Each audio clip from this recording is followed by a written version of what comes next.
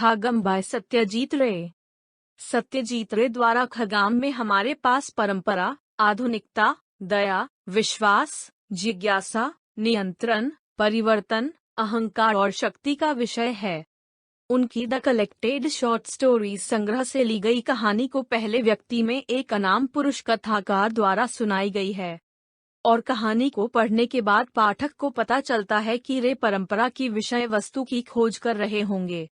बाबू के पास इमिल बाबा या उन परंपराओं के लिए कोई समय नहीं है जिन पर वह विश्वास करता है। वह वैज्ञानिक प्रमाणों को देखना पसंद करता है। जब मामलों की बात आती है जिसमें स्पष्टीकरण की आवश्यकता होती है, यह कई मायनों में महत्वपूर्ण हो सकता है क्योंकि रे आधुनिकता के खिलाफ परंपरा कायम है। बाबा एक पवित्र व्यक्ति के रूप में परंपरा के अभ्यासी होने के साथ साथ, जबकि बाबू इसके विपरीत है, और उनका मानना है कि आधुनिकता हर चीज के लिए एक स्पष्टीकरण देगी। यह भी महत्वपूर्ण हो सकता है कि कथावाचक बाबू से चिपके रहे, भले ही वह उसे केवल 2 दिनों के लिए जानता हो, क्योंकि इससे यह पता चलता है कि कथाकार एक अच्छे इरादों वाला और दयालु व्यक्ति है। पूरी कहानी के दौरान वह बाबू की मदद करने के लिए तैयार है, भले ही उसे उससे कोई उम्मीद नहीं है। यह भी संभव है कि रे बदलाव की थीम तलाश रहे हों। इससे पाठक को यह स्पष्ट हो जाता है कि बाबू को बाबा के शाप ने सांप में बदल दिया है। कहानी के बारे में यह भी दिलचस्प है कि बाबू बाबा से कितनी दृढ़ता से सहमत है।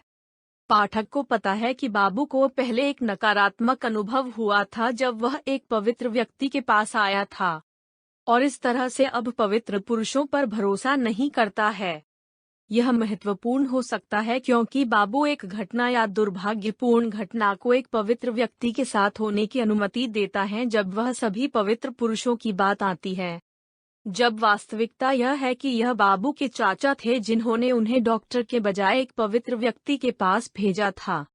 यदि बाबू के चाचा को कुछ भी दोष देना है, तो जब वह छोटे थे तो बाबू के साथ क्या हुआ। यह भी दिलचस्प है कि कथावाचक का सुझाव है कि बाबू को एक डॉक्टर को देखना चाहिए क्योंकि यह सुझाव दे सकता है कि बाबू जैसे कथावाचक पवित्र पुरुषों द्वारा निभाई गई पारंपरिक भूमिका पर आधुनिक चिकित्सा पद्धतियों में विश्वास करते हैं। हालांकि कथावाचक की जिज्ञासा इतनी प्रबल है कि वह फिर भी बाबा को देखना चाहता है। यह महत्वपूर्ण हो सकता है क्योंकि यह बताता है कि कथाकार परंपरा और आधुनिकता दोनों के लिए खुले दिमाग का होता है। बाबू के विपरीत, जो कार्रवाई के एक कॉज का पक्षधर है और वह एक आधुनिक दृष्टिकोण है।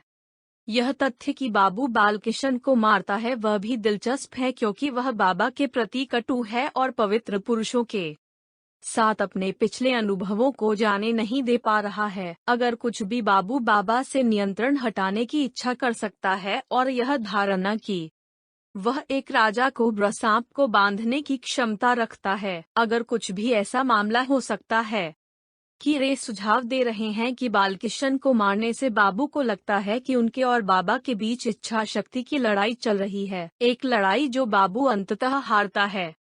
जो कुछ आलोचकों का सुझाव हो सकता है कि वह अपनी अज्ञानता है जब वह पवित्र पुरुषों की शक्तियों और क्षमताओं की बात करता है। कहानी के किसी भी स्तर पर पाठक को समझ में नहीं आता है कि बाबू बाबा के तरीकों के लिए खुला है। फिर से पाठक जानते हैं कि बाबू एक पिछले नकारात्मक अनुभव के आधार पर बाबा को जज कर रहे हैं जो उनके पास एक पवित्र व्यक्ति के साथ थे। बाबू के लिए कथावाचक की चिंता भी वास्तविक प्रतीत होती है, और कई बार पाठक को ऐसा लगता है जैसे कथावाचक कुछ भयभीत है।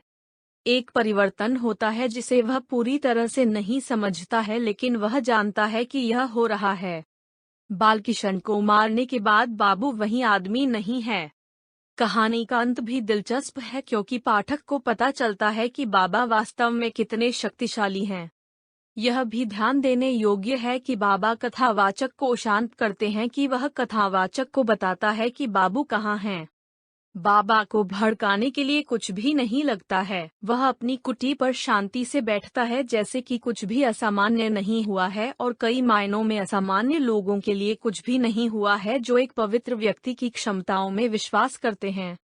एक सबक जो बाबू को सबसे पहले परोसा गया हो, वह बालकिशन को मारने से पहले उसे सीखने के लिए दिया गया हो। अगर कुछ भी बाबू ने अपने जीवन के साथ अपने अहंकार के लिए भुगतान किया है, जहां एक बार उन्होंने इंसान का रूप ले लिया था, अब वे बाबू के नियंत्रण में एक किंग कोब्रा सांप हैं, जो एक ऐसे व्यक्ति के लिए कुछ विडंबना है जो पवित्र पुरुषों की क्षमताओं में विश्वास नहीं करता था। बाबा की क्षमताओं के बारे में बताने वाले को कोई भी संदेह हो सकता है जब वह बाबू की त्वचा को पेड़ से लटका हुआ देखता है। अगर वे कुछ भी सुझाव दे सकता है कि जब यह पवित्र पुरुषों या परंपरा की बात आती है तो खुले दिमाग होने से बेहतर है कुछ ऐसा जो बाबू के जीवन को बचा लेता अगर वह अपने अहंकार से अंधा नहीं हुआ होता। बाबू की शक्तियों पर विश्वास न करने के लिए बाबू ने अंतिम कीमत, अपना जीवन, अदा की। सारांश का अंत। धन्यवाद।